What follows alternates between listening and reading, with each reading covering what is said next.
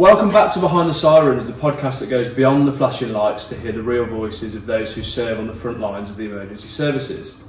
Today's guest is someone who's redefining what it means to be a modern day first responder. Emma Pursall is a qualified paramedic, a first on the scene responder to 999 calls, a Trek cycling ambassador and a Budgy Smuggler UK model, all while being a powerful role model for women in uniform. Emma, thank you so much for being here. You're most welcome. Right, let's get into it. Let's start at the very beginning. What inspired you to become a paramedic? So I was inspired to be a paramedic mainly because of actually where all my family were in their lives. A lot of my family were in the police, so we were kind of emergency services anyway. My grandma was a paediatric nurse, so a children's nurse, so I was very much put down those paths of something medical, something in the emergency services, and I kind of grabbed hold of that and thought I'm going to give it a go.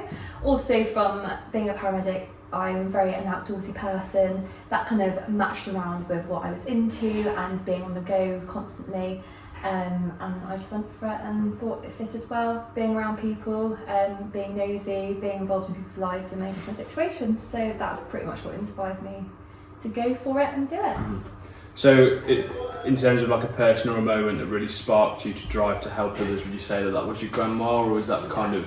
I'd say my grandma, 100%. My grandma, where she was a children's nurse in the war as well, that kind of inspired me, and she always used to say that I had a really lovely way about me when I was talking to others, and she would always, she wanted me to be a children's nurse initially, but would always push me towards being around people, and I think my family in general, with, for example, my brother-in-law who's in the police, and then my old sister who was in the police as well, that was another inspiration, as I kind of wanted to be like them. I heard about everything they would do, the exciting things that they would see, and I just wanted to kind of mush them all together, and they all inspired me to go for it and be a paramedic.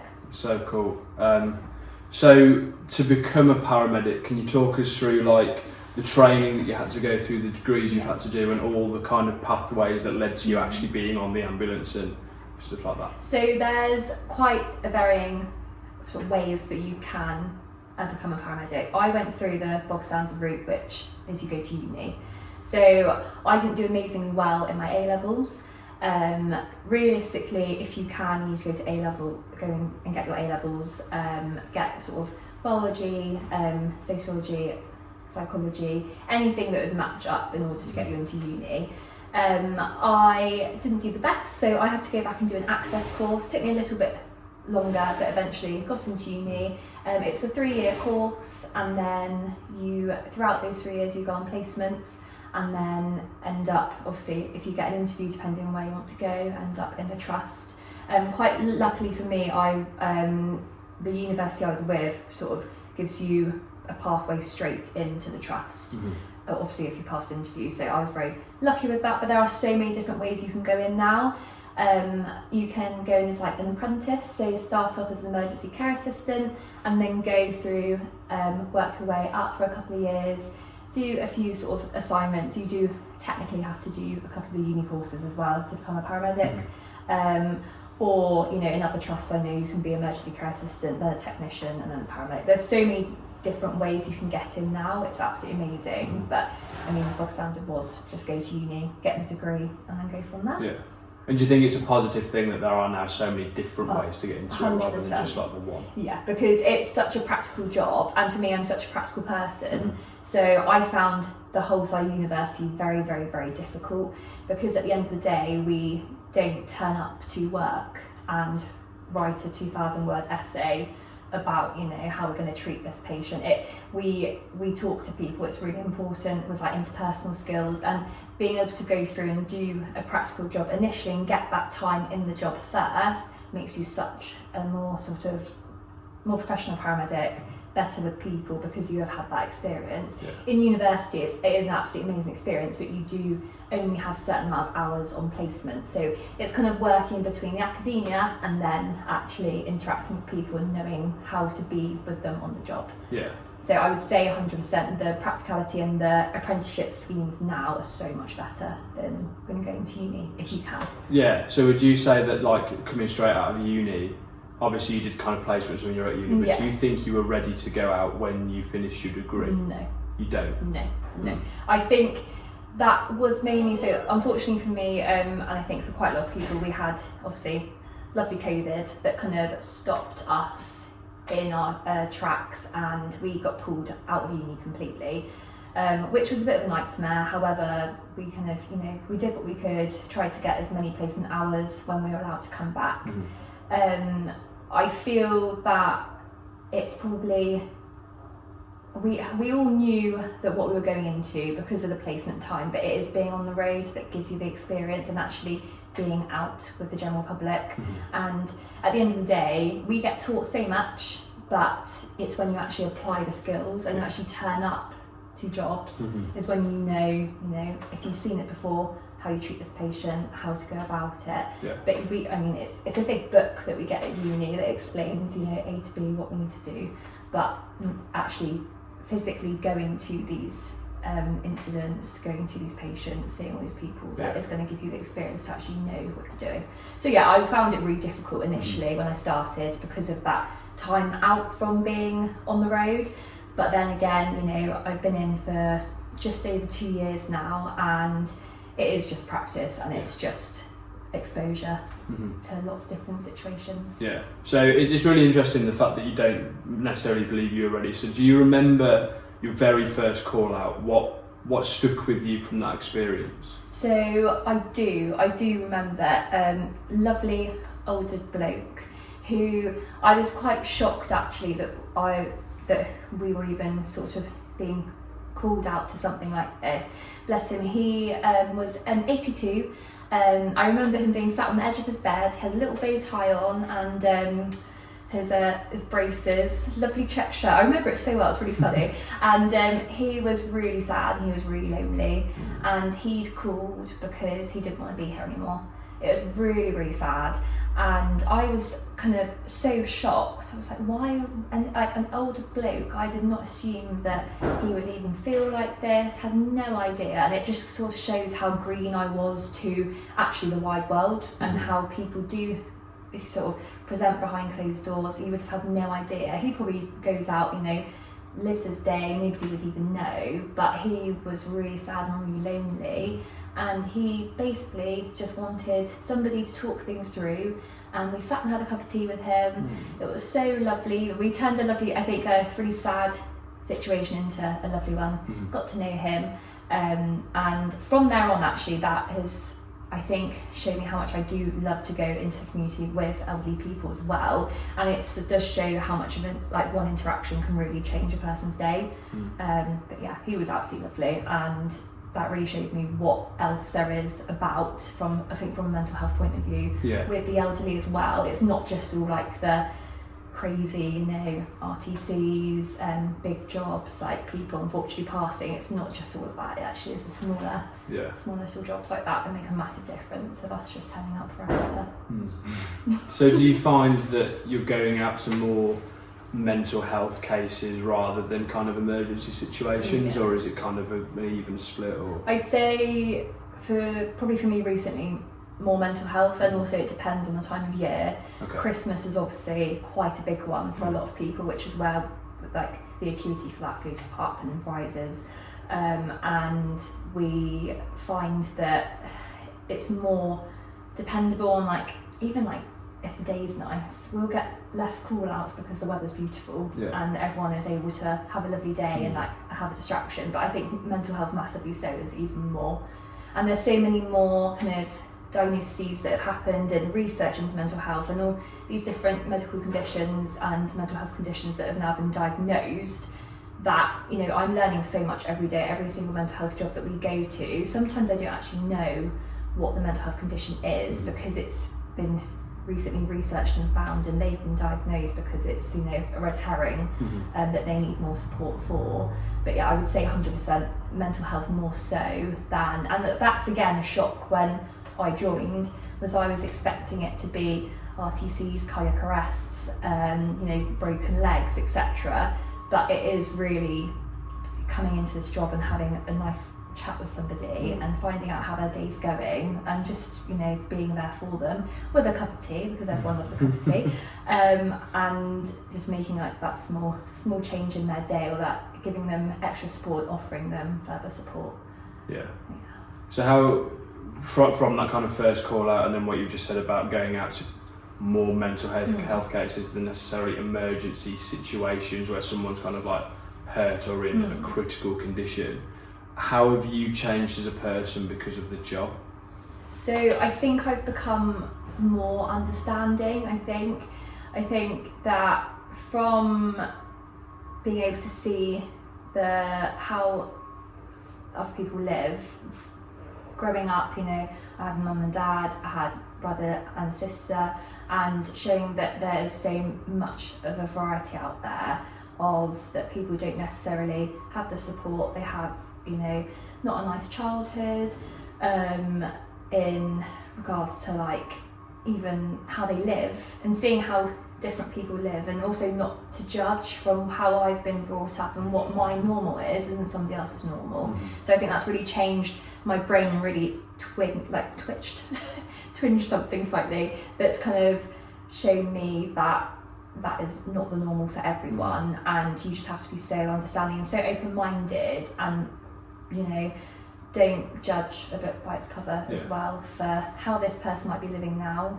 is, you know, can be what they've been through and how they've kind of displayed themselves in the house, etc. Like, for example, like hoarders, you know, that's like another mental health condition, which can, I think initially when I first came to the job, I did think like, what is going on, like why has this happened? But, you know, from being a little while now, it has really changed my mindset, and to understand that everyone is very, very different, lives very differently. Would that mean that when you get called out to a job, you go in with the same mindset every time? Like, do you kind of reset yourself before you go into every single thing, or does what you get told over kind of like your call or your radio, does that change your mindset depending on where you're going or what you're going to? I think it's very easy for when that job comes through, it will say obviously the age, you know, where they live, what we're attending, and, you know, control at the end of the day, and you get told so much over the phone. They can't describe exactly what is going on, and when you get that, and I think it's really easy to assume what you're going to and judge, and we really do have to try really hard to not just assume, you know, what it's going to be, because realistically you could be going into absolutely anything. But I would always say that now I don't really pay a huge attention to that information. I will open that door, or, you know, attend the scene and, you know, open my eyes to what is actually there in front of me, rather than taking that information, because again, you don't know exactly what you're going to until you're there. Okay, so talk us through an actual call, like obviously not a real call that you've been on, but talk us through you kind of sat in the ambulance, you're waiting for something to come through, from getting the initial call to driving to getting there. Can you kind of like talk us through the process, because a lot of people won't know what that necessarily involves? So in the ambulance, we have a screen which is our map and where the jobs come through to. It will flash up with a category, so it will either be a category 1, category 2, a category 3 or category 4. Sometimes you get a category 5, but that's kind of quite a rarity now because of all the resources that we have. For example, nurses, doctors who will be out in the community to help us with those calls. Category 1 will be, unfortunately, sort of the worst off, with purple calls as we call it, so somebody is unfortunately has passed or is critically unwell. Category 2 is sort of more your chest pains, where they're worried about heart attack, your strokes. Sometimes if a person is sort of mentally unwell, not to end their life, that would be a category 2. Category 3, a faller, elderly person that's been on the floor for a certain amount of time, or a simple, someone's tripped and dislocated their knee, for example. And then obviously category 4, you get lower and lower in like the need for us to be there quickly. And there's obviously target times for how quickly we should drive to these calls and how quickly we need to get there. We always put our blue lights on, normally for category 1 to category 3, get there obviously as quickly as we can, get through the traffic. all of our kit in the back, pretty much lots of bags, take it all with us, observation kits, and then we will try and enter property, or we will get to scene. We don't normally have a lot of contact with control for our radios on the way, unless it is a really serious job. But normally we pretty much have the job come through, we drive there, and then we're presented with the scene. I'd like to have music on, just to keep everyone in a good mood, depending upon, sometimes what we go to, I think, can make us quite nervous, quite scared, so I think it's quite nice to have something to distract from the situation until we get there. Sometimes I'll have my phone out reading through guidelines just to make sure I know how to handle the situation exactly, and that's normally how a daily job would present to us. And are you a qualified driver? Can you drive the ambulances and stuff? Yes, so we have to, in order to be a paramedic, you have to have a driving licence, and you have to get a C1 licence on top of that as well. So that is for our trucks, basically. Some people have grandfather rights, is what we call it. So people who are a little bit older already have that on their licence, so they don't need to obtain that. However, I did, and it's like a normal sort of, you go through your C1, then you go through blue light driving, which is a 4-week course at the moment, where they teach you how to turn these blues on, what to avoid, how to try and make it all smooth and not cause any accidents. And it's quite nice because we do get to swap over. We have a thing where I work where we take a person to hospital and then we switch, but if we don't take somebody to hospital, that same person that's in the attending seat will be attending for those jobs until we get to hospital, which is normally me. I normally start in the attending seat, and the emergency care assistant or emergency ambulance associate, they've now got a new role, they'll go in the driving seat, and then we just walk around. So how often would you necessarily take someone to hospital? Is there an average, or is it completely different every day? It can be completely different every day. Unfortunately, where the queues at hospital are quite long at the moment, we find we don't do as many jobs as necessarily we would do before. Hospital are really, really good, and our trusts are really good in making sure that we can bring a patient in, we can only be there a certain amount of time, and then they will free us up to go out to other calls if it is really, really busy. But normally it does depend what you go to, and also which hospital you end up attending. But I would say majority of the time I probably go to hospital, I think, more frequently than I would leave someone at home. At the end of the day, the basic triage that we have through 111 is very, very, very good. That we will, really only go to people if they do need to go into hospital.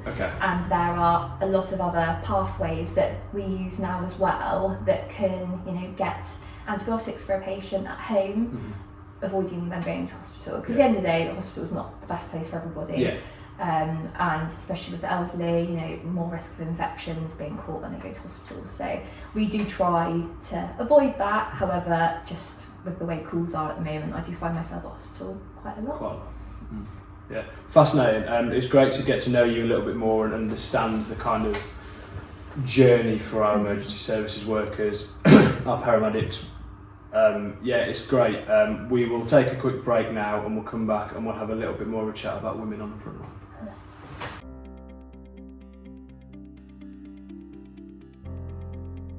Right, so we've learned a little bit about your journey to becoming a paramedic. I now want to talk about women on the front line. You're part of a new wave of young female paramedics, and I want to know your experience, individually as on your own. I want to know a little bit more about your experience as a young female paramedic. So I think that it comes with some interesting times, but normally it's actually quite okay. I've not had any massive problems with the fact that I'm female. I think it's also quite nice sort of older and older gentleman, you know, a young female coming into their sort of care home, I think there's always something quite nice about that for them. Like, they don't mind it at all, and it's also sort of a fresh young face, I think, for anyone being young and female. On occasion I have had a bit of an issue with my age. I've had it with when I was working with a younger ECA who was a couple of years younger than me, and we kind of had the approach of, you're both not old enough to be paramedics. Why are you here? Like, you can't help me. And I think you do get that generalisation quite a lot. But then, you know, realistically, it's anyone can be a paramedic. It doesn't matter your age or gender, you know, where you come from. So you kind of approach the situation very much that I have been to uni, like, I do know what I'm doing. And I think it does make you doubt yourself slightly because of how much we do have to know. I mean, they say that we're jack of all trades, like master of none. And I think sometimes it does put slight doubt in my head that, oh gosh, maybe like I don't have the life experience that, you know, other people would. But then realistically, you know, I've got as far as I have. So at the end of the day, I will try and do my best for you. It does not matter that I am younger and I'm female. I mean, those are very small occasions that I do have that. Normally, you know, it's quite nice to be in the ambulance service because we are here to help, and I think realistically, unless it's like a difficult job, like an assault, for example, where like police are involved and we're potentially out to look after the person who is, you know, the one that has caused the drama, that's maybe when we're less liked, or it's a family member that's called for someone else, that they didn't really want us. But normally we are the chilled out ones that are here to help. We're not like there to arrest you or cause any further drama. But yeah, I think realistically it's up and down, and it really does depend on the situation, and, you know, whether it's at night or, you know, we're going when it's a weekend and it's alcohol's involved, we get very interesting situations there. Do you find that kind of the borderline discrimination, or what you see about your age or your gender, does that come mostly from males, or does it come from females as well, or is it? Mostly males. However, I really do think it's quite short-lived, and, you know, we walk into that situation, that is the, you know, grumpy kind of mood that we get, and then it's quite easy to switch and flick, but it is mostly males. I've not had it with any ladies personally, but then again, you know, on occasion it depends. Some people connect better with others, and if you're feeling really unwell, and some people, last thing you want is a young girl to walk through your door, when realistically you might not feel comfortable talking about what's going on with that person. So I do get it. I get it, but at the end of the day, you can't pick and choose who's coming. It's an ambulance, we're here to help, and that's what we'll be.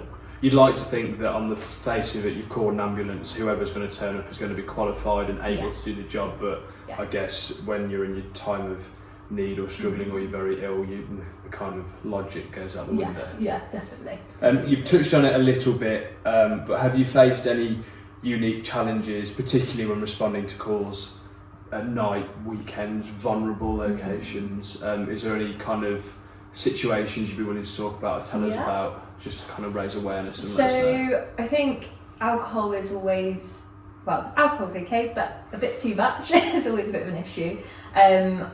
I've had like a few like passes made at me when we've been, you know, on a typical location where there's lots of bars, and we've been called out to a person that's hit their head, and they've had a bit too much to drink, and that's how they've ended up in that situation.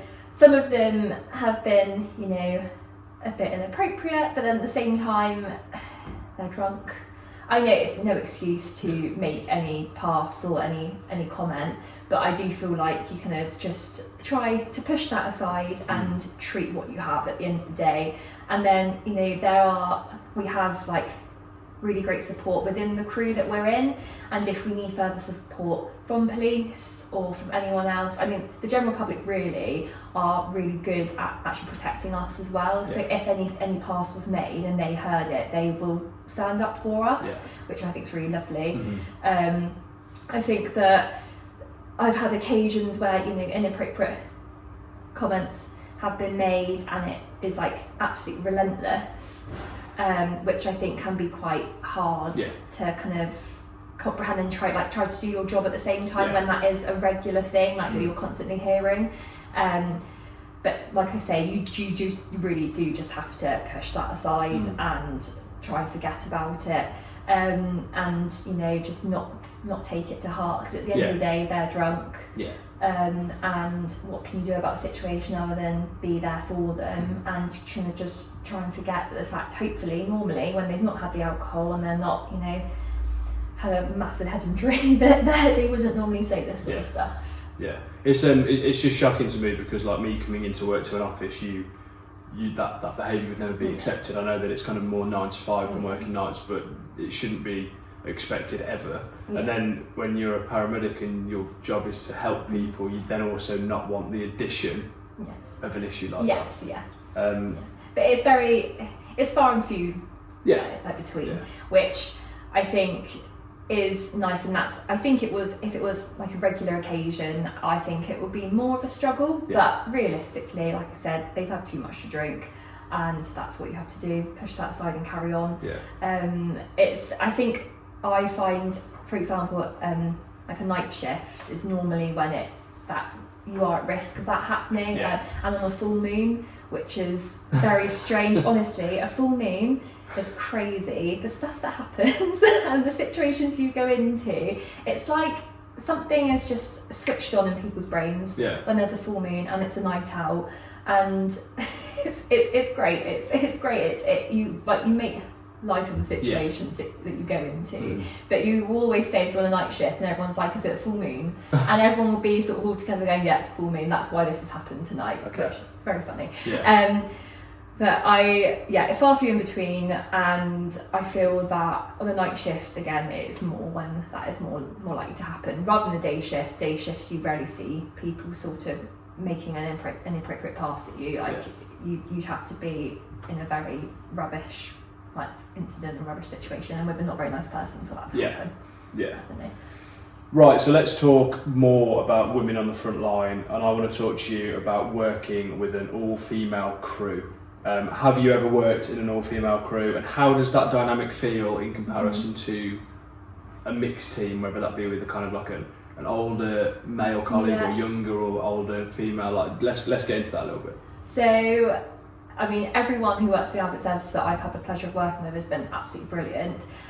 My regular crewmate is like my work mum, and I call her my work mum. I'm her work daughter. It's great to have that all-female crew. Sometimes I think from like a different point of view, just like to be girls together, it's just a good laugh. She is a very strong-willed lady, she's very feisty, and I think on occasion, I think some people may assume that because we are female, that from a protection side of things, that it would be, you know, we might find certain situations like we were talking about before with drunks would be a lot more difficult, but that is not the case at all. She is so fiery and so strong-willed. I feel more protected by her than I would do if I was working with a bloke. It is really nice. We have a really good time, make light of like any like nasty situation that we've been to, just to sort of process things, and I think the support is there always. But even, I mean, where I work, I'm really, really lucky. The crewmates that I have, no matter who they are, like no matter their gender or age, are all so supportive and so protective. I think you do have, when you're sort of a young person like myself and then you're working with an older crewmate, I do think you have that sort of mum, dad kind of protection on you anyway, because they're older, they don't want anything to happen to you, like they're going to look after you. But I also think it's like roles reverse, like I will always look after whoever I'm with. And it really, the dynamic does change ever so slightly. I think if you're working with somebody who's the same age as you, who's the same gender, you talk about different things, you come into jobs in like a slightly different way, and it really does depend on the person. But with a older crew, I think you do have a good cop, bad cop kind of situation, which is really helpful in moments when you do have a patient who is slightly more more challenging, maybe from like a mental health capacity point of view, if they don't have capacity due to their mental health or due to sort of the substances that they've taken. I normally go in with oh hello, and all like nice sweet roses, all this, and then you have your other crewmate who's very much like, right, like we need to get to the bottom of this. This is what we're going to do. So the fact there is a vast like approach, and the dynamic that we do have changes constantly is really helpful. So would you argue then that maybe the age dynamic has more of an impact than the gender dynamic, or is it both? I think age dynamic has much more of an impact. I mean, it does change with every different job that you go to. Some people might connect more with a bloke than they would like me, but I do think age has a big impact with some people's lives. So you've talked about kind of your crew, where you work, and that you love working with everyone and everyone's so supportive, but do you feel supported within the service when it comes to safety and well-being as a woman? So I do, yes. If I ever have any problems and concerns from like a welfare point of view, I know exactly who to go to, and as a female as well, I think they're more on it, and more supportive. I mean, do get me wrong, there is, you know, help there for everyone, but I think as a young person that's coming into the service, I do think that there is more support there for us. Which is great, but also I don't know necessarily that the older people in the service who have been around for such a long time, I don't think they reach out for help as much, and which I think can be quite sad, because I think where they've been brought up and when they've been brought into the ambulance service, it's kind of you go to this and you get on with it. Which I don't know about you, but I think in this day and age now, it's not like that. And I think they're kind of having to change their mindsets on it's okay not to be okay, you know, as we all talk about a lot. So I think the ambulance service really does push that a lot, from like a holistical point of view, that, you know, are we well in ourselves, like are our bodies okay, have we got any injuries, you know, they're very like supportive. But I went off a couple of months ago, so I dislocated my knee, and the ambulance service have always been there from not just the fact that I was injured, but how is your mental health, are you okay, because you're not at work and you're at home. So I do feel that we are supported, but it's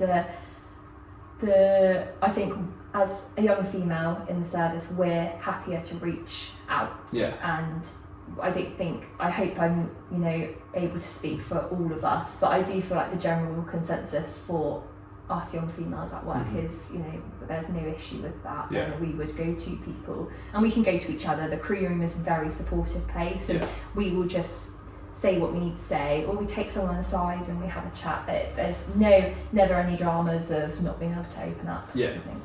Do you think there's an argument for a kind of reverse mentorship kind of mentality, whereas normally, and especially with more experienced crewmates, you'd expect them to mentor the younger generation because they've had the experience, but with a reverse mentorship where it would be almost like a younger person helping a more experienced or older member of the crew reach out or ask for help, if that's not something that And I remember I went to a cardiac arrest, and it was in the middle of a night shift. It's always typical that those jobs occur when it's like 3 a.m, and we always say post 3 a.m. is the time that we find the hardest, because you're getting to the end of the night shift. And I was with an older paramedic who had been in for years, yonks, he knows everything, he's absolutely amazing, fountain of all knowledge, and I like really look up to him, and it was one of my first arrests. And after that job, he made the comment, he was like, people don't normally ask if I'm okay, and I think since then I've made it such a thing of myself to always ask, no matter how long somebody's been in. And I try to sort of reflect that onto other people and say, I know that they've been in for a while, but just check up on them and check there, because I do think people do get missed, and and then you don't want someone to be struggling on their own with what they've seen. But it did really hit home that he had said people don't ask because I've been in so long, and from there on that has properly stuck with me, that I will forever ask, no matter who you are, even if you're a bystander, even if you're like carer who's not really been involved, and just always asking somebody's okay, but always offering that cup of tea, because cup of teas save lives more than anyone would ever know. And just making sure that someone's okay. Is there any changes that you'd like to see in your profession or in your working day-to-day life that would protect and empower the paramedics that you work with? I would say probably opening up the floor even more to like the normality of chatting about anything that we go to. I think that people assume it's going to always be the big jobs that affect others, but like I spoke about the gentleman earlier who was an older bloke who just wanted a cup of tea and wanted to chat to somebody who was lonely, like those jobs can really affect people. And it's, I think, just opening the floor more to having general chat about it, and it's okay to turn up to a job and walk away and think you're fine, and then a couple of days later being like empowered to talk about it still. We do have something called a trim assessment, which I'm not 100% sure on myself on the sort of time scale of it, but I believe that when someone goes to a big job, as we call it, then they get trim assessed for that. But I think it needs to be more, people need to be like empowered to even ask for a trim if they've been to a small job. But I think, like I say, anything can affect anyone, but it's just the empowerment to actually ask for that help and ask to chat about something, even if it's not the big fires blazing, everything's kicking off situation. Because I guess going to anything can be personal to anyone, just through their own past experiences. Definitely. How do you, what's kind of like your personal coping mechanism to help yourself mentally, whether you've been to a stressful job or even if you've just had a bad day at work or something's happened? What is your kind of way to look after yourself when those things happen? So I'm a talker massively. I will always message my friends, I will ring my mum, I will always call somebody and chat about it. Then obviously the gym is a massive thing for me. I will go to the gym and I will drag myself to the gym and make sure I do a workout, and then normally after I feel better. Being out and about in the outdoors, going on hikes, there's something crazy about being at the top of a mountain that just blows everything away. And my mum used to say it's like being by the beach, all your worries go away. But getting to the top of a mountain and going on a hike, and even if you can't see the view at all, or it's raining, it's still something about that. That's how I feel so much better after a rubbish day at work, a stressful day at work, a nasty job, or something that's just aggravated me at work. Trying to use my rest days well, but then also sleep. Sleep is important. Sleep is a healer. So really, friends, family, fitness, food, lovely food, and having a good night's sleep. Definitely. And just to round off this little section here, would you say you enjoy your job? Yes, I would. I have moments where I hesitate to say yes because of, I think, the pressures that are surrounding the NHS and hospitals, and that people, are needing help, and all the supporting resources that we have, so like mental health teams, doctors, occupational therapists. There's so many people in this world that there's not enough staff and resources to go around. So I think those are things that frustrate me personally, is when things haven't been done, but then it's, you know, it's really difficult to say because I'm not the resource that's trying to help them. So I think that is why I get frustrated by the like outside part of the job, and you know that some people have been left for so long without help. But realistically, I get to jump in a truck, I get to have fun with my friends, you know, listen to some brilliant music, travel, you know, all the way around, you know, and it's the fact that we're privileged enough to, people just open their doors to us. There's no question about it. Like, they don't know who we are, they have no clue, and we're just allowed to walk into their house, enter, you know, their personal space and question them about everything. And that's just okay, which I think is really like lovely and really like a nice way that we have it, is that we can just do that, and there's nobody really ever says no about that. So from those parts I do enjoy it, and those are the lovely things that I like remind myself when, you know, the things get too much and it all becomes very frustrating. And I think in every job you always have the, you know, outside parts that do become very frustrating, but we're very lucky that we are able to do that, and we can also drive around on blue lights, which is great in traffic. So. It's such a lovely perspective to have, especially about your job and the fact that you're helping so many people. We'll have another quick break now, and then we'll come back and talk more about the girl away from the paramedic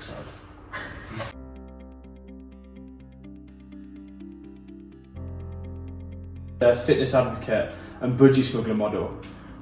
Please talk to us about the kind of different elements and how these came about and what they kind of mean to you away from work. So I'll start with track. So I was a horse rider basically initially, and got sort of swayed from the outdoor side of things that I love. I got introduced to mountain bikes, which was very daunting initially.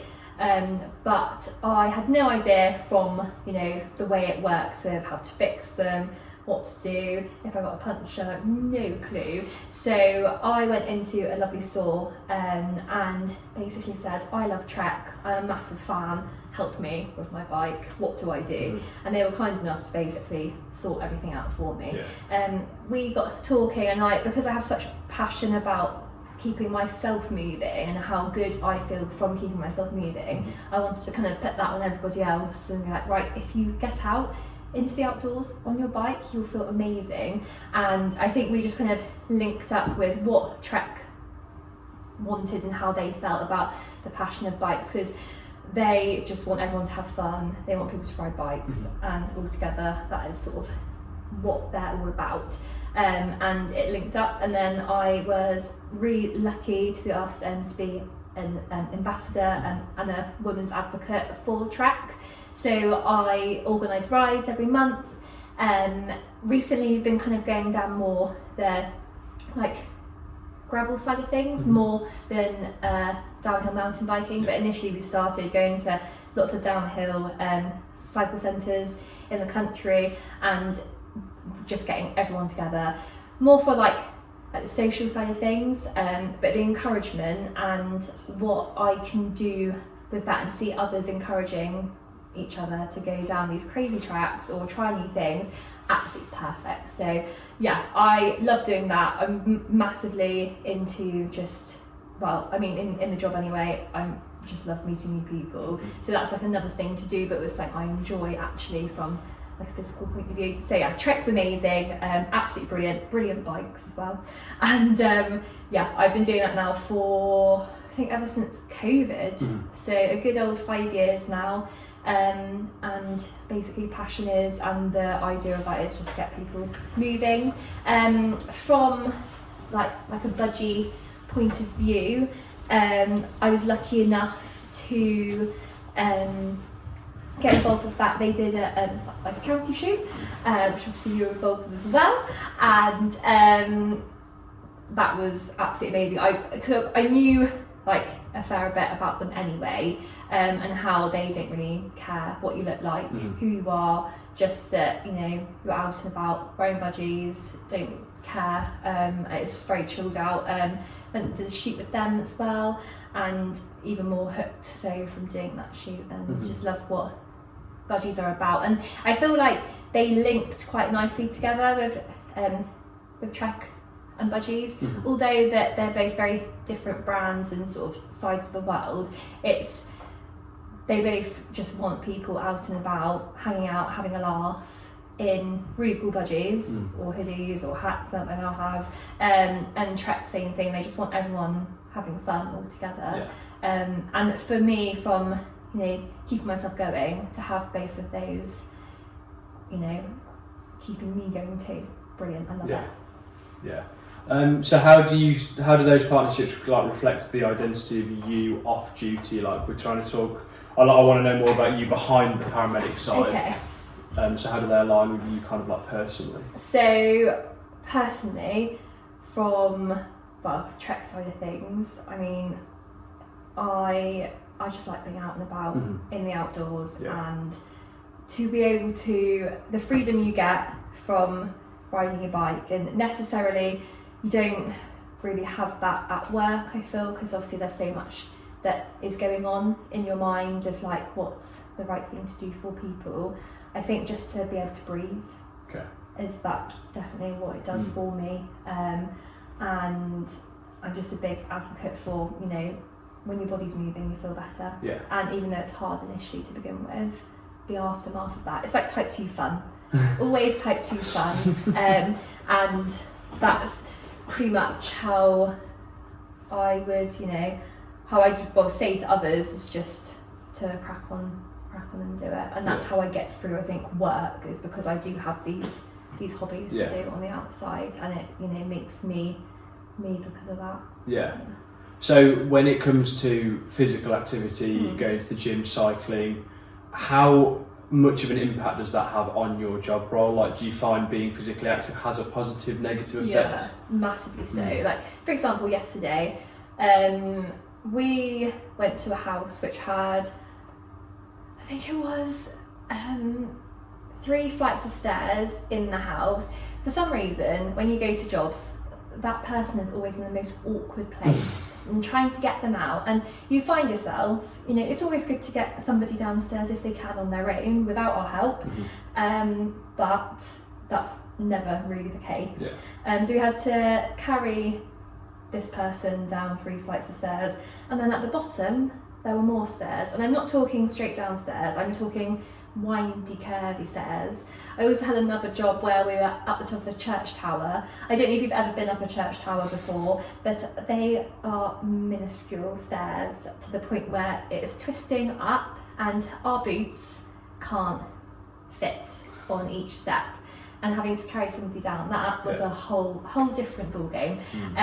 So I always try and keep myself fit outside work. I mean, it's more from the side of like, for my mental health and for keeping myself going, that's really what I mainly focus on. But if I've noticed from training in the gym and lifting weights, I have no issues now with like my confidence in trying to lift someone up. And I think, we protect our body, and at work there are injuries we can get. Obviously back injuries are a massive thing with the ambulance service. So I'm so worried about protecting my own back that I do try and make sure that the rest of me is really fit. And for example, if we are at cardiac arrest and doing chest compressions for however long, fitness is key. So massively so. I have to keep all of that going in order to make sure I am the best at my job, and that I can keep going, because we're climbing up and down anything, it's like all emergency services, we get put wherever we end up, and it could be, up a massive hill we have to go up, or like I say, up flights of stairs, down flights of stairs. So massively Trek has, from that side of things, and making sure I'm out on my bike and cycling, not only is it like a distraction from the other side of life, and for me, and like a space to breathe, it's also a really good way to keep my fitness up. And do you find it hard to balance all of these different kind of job roles, ambassadorships, all that kind of thing? Is it a difficult thing to juggle, or? I think so. I think I more so recently I found that because unfortunately we're due to do 12 hours, we should be doing 12-hour shifts or sometimes 10, but just the way of the world, we always run over. I don't think I've had a shift recently where I've not been late, which is fine because again, it's what we signed up for. But however, that kind of does encroach on your own personal time and your own like training time. Yeah. And I think you're so tired from that day, you kind of, the last thing you want to do really is go to the gym after work if you finish late. Yeah. So I think that's, for me, something that I find hard to juggle, is actually keeping up with my training regime and keeping up with like the cycling and the ambassadorship, but also it's the passion that kind of overthrows it for me and like overrides all of that. That even if I'm really tired, I'm like, no, actually, I love doing this. I love getting people out and about on bikes. That's the whole point of it. It's really fun, and it just spurs you on. It gives you a little bit of energy to like kick you over the edge to then, in order to get stuff sorted and just go out and have a good time. Yeah. So how do your colleagues, you know, what do they think when they see you pop up on like a Budgy shoot or a Trek shoot or something? Do you get many comments or many discussions about it at work? I do. They so when the whole thing came about initially, like with Budgy, my crews all laughed at me. They were like, "What is this? What do you mean you're going to be like posing in like swimwear?" And I was like, "Well, it's good fun though. It's a lovely time. It will be amazing." And I genuinely think they think it's really cool. They've not said anything like, you know, bad about it. It's all for the laughs, all for the jokes. It's all lovely to get out and about. And I think, like, for me, having the confidence to do that as well, I think is great. But they love it. At the end of the day, you know, life's too short, as I think we see a lot in this job.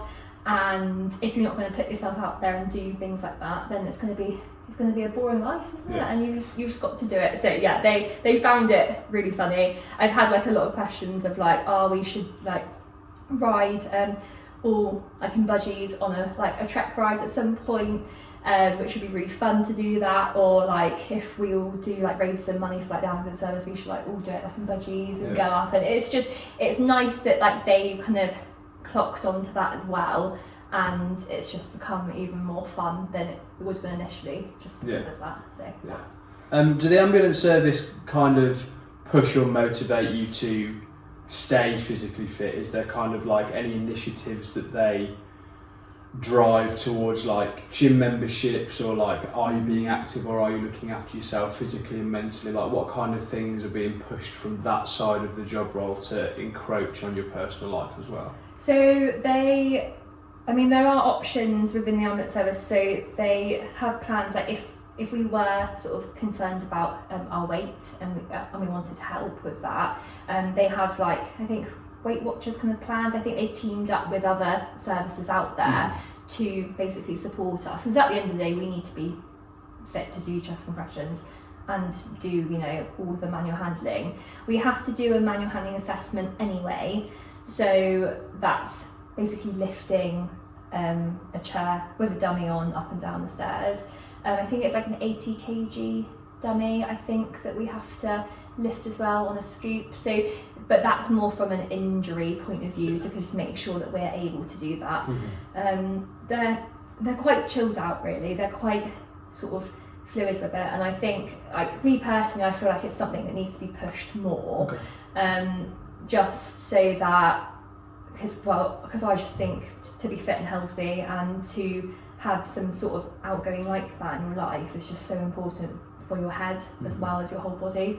So I think there are options that they offer, and they're very much with, if we need any like support of our mental health, there are services that they will literally say, here you go, what would you like? And we have that support. But from a fitness side of things, I think it needs to be done a bit more. There are a lot of fit people in the ambulance service, and others maybe who aren't so sort of concentrated on that, but I think it's a benefit to everyone to get up and moving and do more.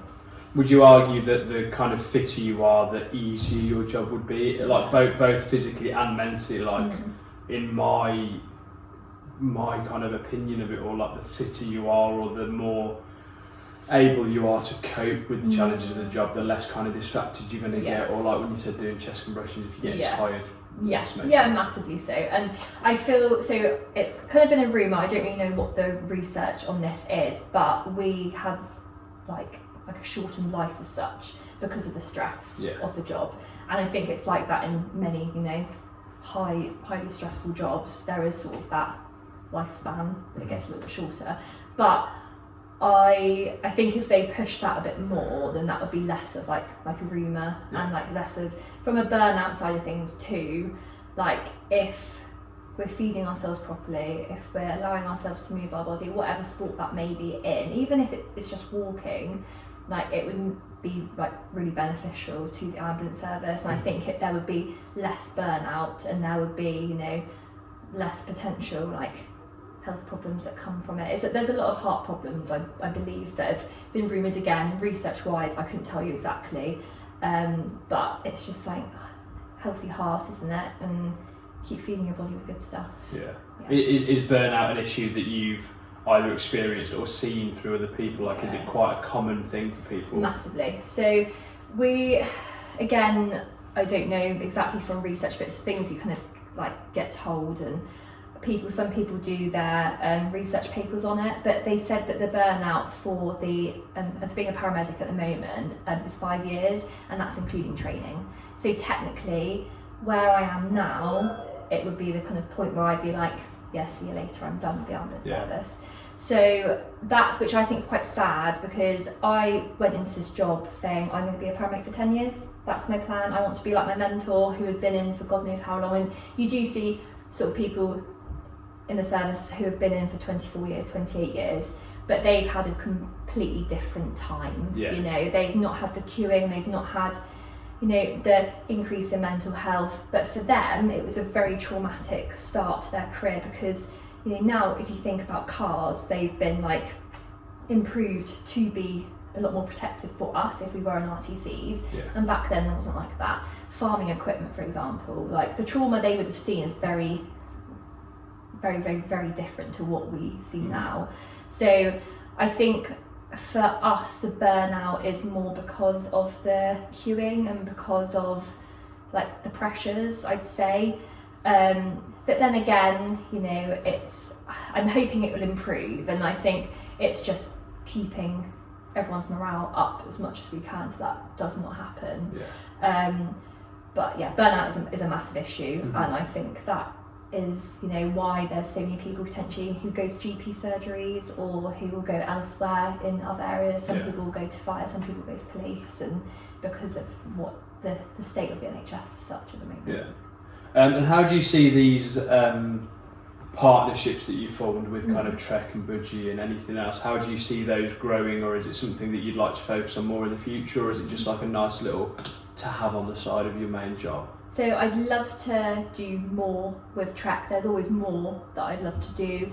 I think it's always been, ever since I've begun being an ambassador for them, I think just more I would love, and I think same like with Budgy. I think it's maybe incorporating more Trek with work, I think, and trying to get people from work as well out on bikes, because I see what it does for me, and hopefully it will do more for other people if they come and join in. And to be fair, a couple of people from work, I think we went on a 30k ride the other day, and they unfortunately had a night shift that evening, and I didn't tell them how far we were going to go. I just said it'll be a few hours on the bike, and then they got to work absolutely dead. However, they still had a good time. They were still moving their bodies, and they're still out and about. I would like to do more with Trek and Budgy. I'm not really sure what that looks like yet, but definitely more of a sort of collaboration with people from work. And nice to be working on these little side quests from the kind of day-to-day 9 to 5. Something's going to happen, I just don't know yet. I don't know what's going to happen. There'll be more. Good. Oh, it's amazing. It's so nice to learn a little bit more about you kind of away from the paramedic side. We'll take our last quick break, and then we'll come and talk about the future of the ambulance service. Dun, dun, dun.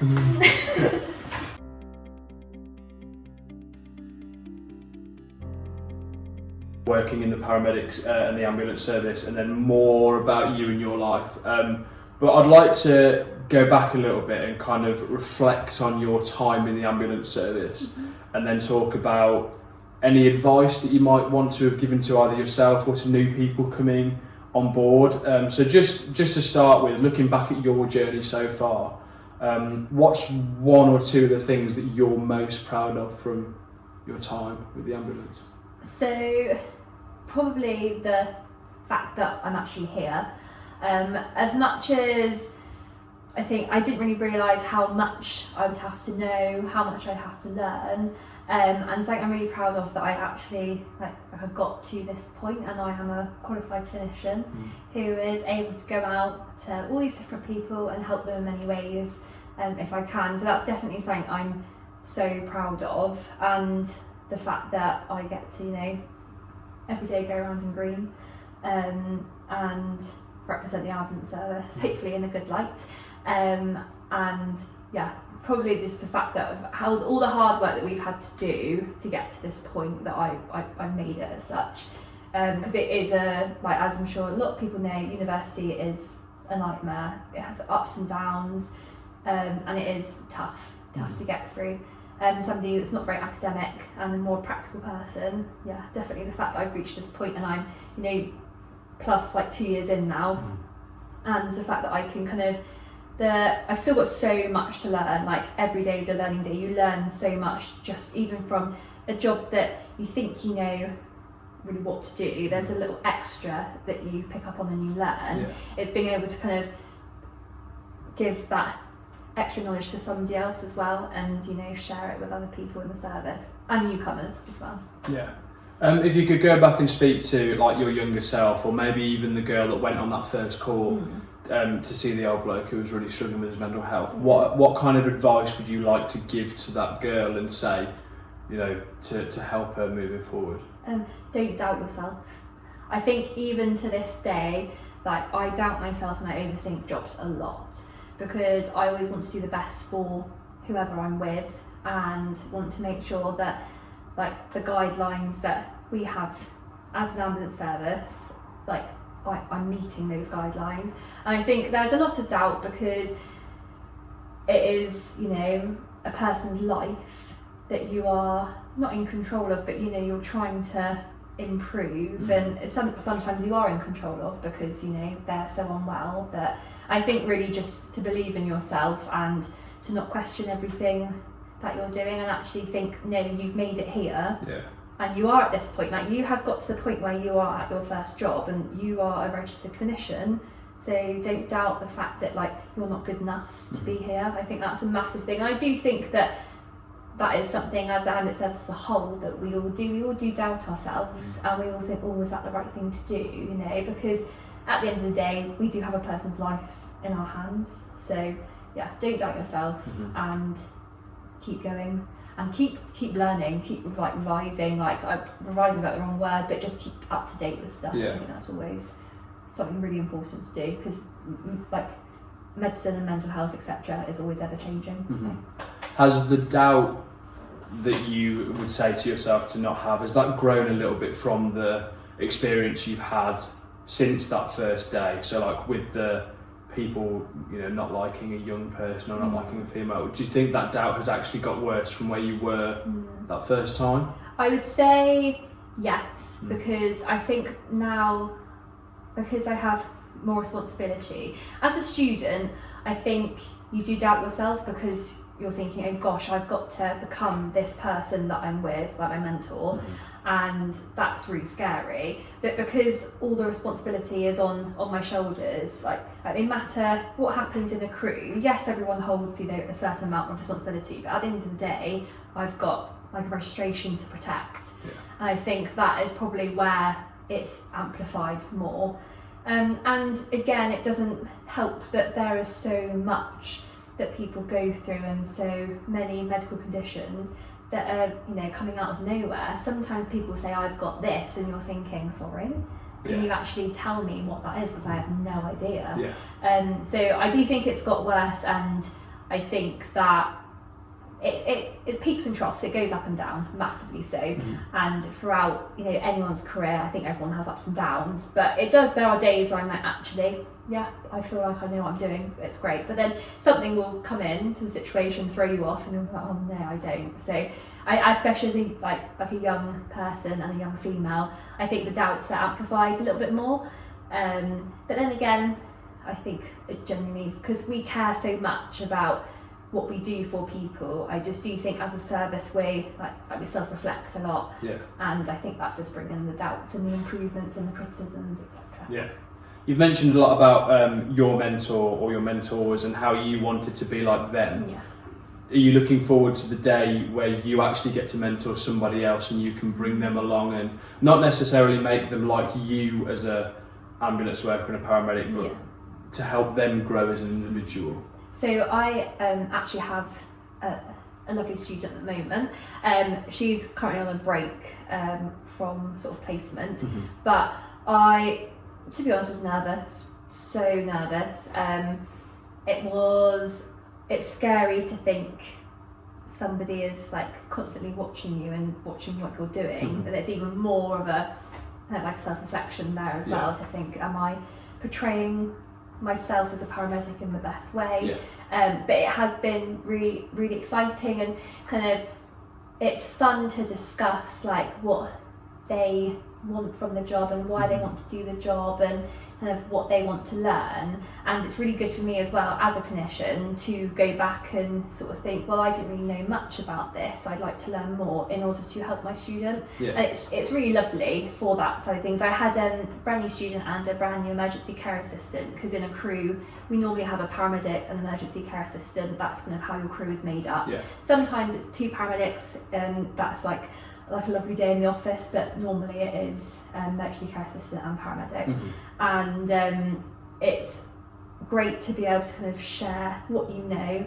I don't know enough, like by no means, I've not been here long enough, I don't have all knowledge in the world, but the bits I've picked up, it's really nice to share that and to mould, you know, somebody into what I would hope to be eventually. I've still got many years to go and I'm not where I want to be, but to, you know, create the best paramedic that you can. What have you learned about yourself from mentoring somebody else? Well, firstly, that I do doubt myself too much, and I do know what I'm doing, definitely. I've learned that there's like way to, you know, give feedback.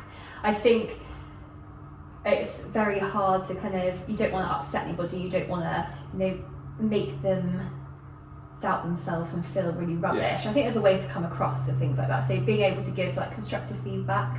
I've learned that I am quite potentially like a chilled out paramedic and quite like relaxed. I've also learnt about myself from that I think in these moments of stress, like I think what I think I look like is I think I look like I'm really panicking if it's like a big job. But I've been told that I'm very much straight-faced, and under the surface I might be flapping away, but realistically I come across like everything's fine. And I think I've learned that about myself, that I am like that, and hopefully that sort of skill or persona kind of will get portrayed to my students, so she can pick that up as well and kind of be like, as long as you're acting like everything's fine, even if inside you're thinking this is going to go to rubbish, it's awful, that, you know, as long as you're composed and look like if everything's all good, then it's a good day. Like a duck on water. Yeah, definitely. Like the iceberg, the picture where the iceberg is, you know, this much, and underneath there's so much going on. So you've said about like your persona and coming across or being perceived as like cool, calm and collected, but like almost internally panicking or internally going. Have you seen, is there loads of different personas in the ambulance service, or is that mainly what most people are? I think there are quite a few. There's like varied levels of that as well. Some people, like the old school paramedics who are just so chill, there's something awful that's happening and they're just like, yeah, we'll do this. And it's just, honestly, it's like there's a fire going off in front of them, but they're just staring at a beautiful scene of flowers, for example. Like they're just the old school paramedics are built completely different, and I look up to them massively because that is how I want to be and how I want people to think I am in jobs. Some people I think do flap. I think I flap a lot, but obviously, you know, there's varying sort of levels of that. But mainly, you know, everyone's got different personality. There's many different personalities in people to the ambulance service. Everyone is good at certain things and not so good at others. Like everyone has their strengths. So I think it really depends on the personality of the person, Mm-hmm. but majority of the time we are all trying to keep that calm, collected, persona. Yeah. When even underneath, we're literally trying not to drown. Yeah. In terms of perceptions, what do you think people get wrong about the ambulance service, or like being a paramedic? Like, what are some perceptions that are wrong, or you think that people don't necessarily have right in their heads? I think that I can understand the frustrations with the NHS and the frustrations with how quickly people attend stuff and how, why we're queuing, why we're waiting, all of this.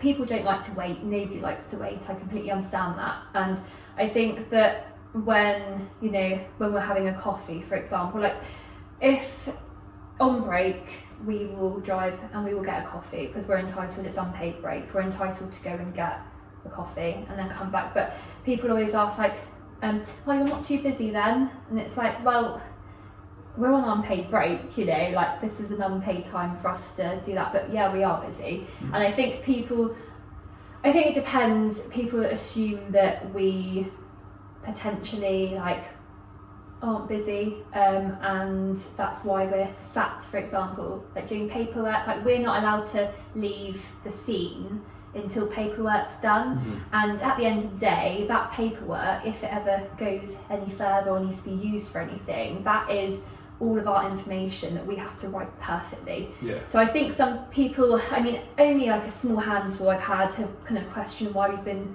sat outside scene doing paperwork, but we've got to get it done. It's really important to us, and I don't want people to think that we're being lazy and we're not attending other jobs, but that is such an important part of our job, to make sure everything's documented in case it's needed for court, for example. God forbid anything like that were to happen. And a TikTok side of things as well. I think there's a lot of people that are on TikTok, but more from trying to teach people about the job. But again, if we were to do TikToks, that's not in the working hours. That will be unpaid break, or it'll be after. Okay. And we are, at the end of the day, we're at work like everybody else. We are there to serve the general public and do our job, and hopefully this will reach people who may be a little bit younger, maybe considering joining the ambulance service or becoming paramedics, or someone who's maybe looking for a career change. Have you got any advice or any kind of pearls of wisdom that you'd like to give to those people if they are considering it? Just do it, 100%. Don't even question yourself. If you have the inkling to go and do it, just give it a go. There's so many different careers as well that you can branch out to in the ambulance service. You don't need to just be a paramedic in the ambulance service. You can go out to GP surgeries. You can go in the military. You can go to oil rigs. You can go, rugby matches and be a paramedic there. There's so much you can do. It's probably one of the best careers, I think, to branch out in, but also it's perfectly okay just to be a paramedic. And it's not just a paramedic because it's a great job, but it's okay to stay in the service for however long you want to, and revise. If you go to uni, do a lot of revision, because all that knowledge that you learn at the start really is so important. The lecturers do drill you on it and say, look, you need to learn this and it's really important, but learning it now is a lot better than having to go back and revisit it later on. And just do it. What's holding you back, How do you go about your duty of care when you're not working? So you know the kind of the typical, on a plane there's an emergency, is there a doctor, is there a nurse? Is that something that you actively look to help with when you need to, or is it something that you shy away from? Where do you sit on that kind of argument? So I think we have to. I think that's kind of how it goes. Nobody who wants to help people and does a job like us, I don't think would ignore and sit there. I actually went out for coffee with one of my friends who came to stay, and I was sat there eating my brunch with my back turned and a lady face planted behind me. And those are situations where obviously you can't really not do anything about. It's a little bit harder, I think, when you're driving along, like RTCs. I think if you always have a nosy, you kind of who's there? Can I be of help? But I think at the end of the day, we're just a person and we don't have all our kit with us. So in order for the help to happen, we need the ambulance. So I think we'll always be like, is there anything we can do? Obviously, if somebody needs chest compressions, that's different. Yeah. But you know, just hello, are you okay? That's really normally what we tend to do. But at the end of the day, we need the ambulance to actually do our full job. Yeah. Finally, I guess, what would be the biggest, if there was someone that wasn't considering it or someone who doesn't know what they want to do, is there anything rewarding about the job? What's the reason that somebody should consider becoming a paramedic? Like, what makes it worth it? What makes a good day at the end of like a hard shift or something? So, as cliche as it sounds, being the person to walk into someone's life who's struggling and needs help and be able to actually give them that help there and then. It does sound really cliche, but it is changing that person's life there and then, and that is, you know, what you're doing at their, when they feel absolutely awful, you know, that lowest moment probably for them, and you're there to boost them up and give them what they need.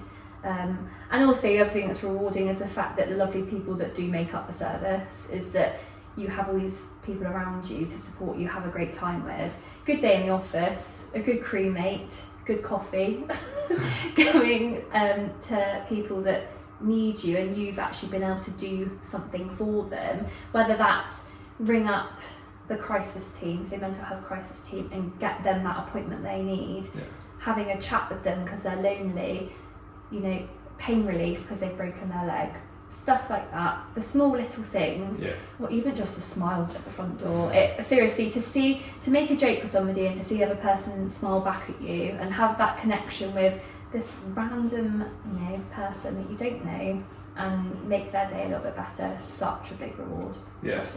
It must be the most rewarding job, just to, like you said, if someone, you go to, I don't know, a rugby match and someone's broken their leg, they're having the worst day probably of their life, and you can just get a smile out of them or give them that pain relief. It Exactly, definitely. And, you know, a smile goes a long way. Yeah. Definitely. And that makes my day, I think, more than anything else, definitely.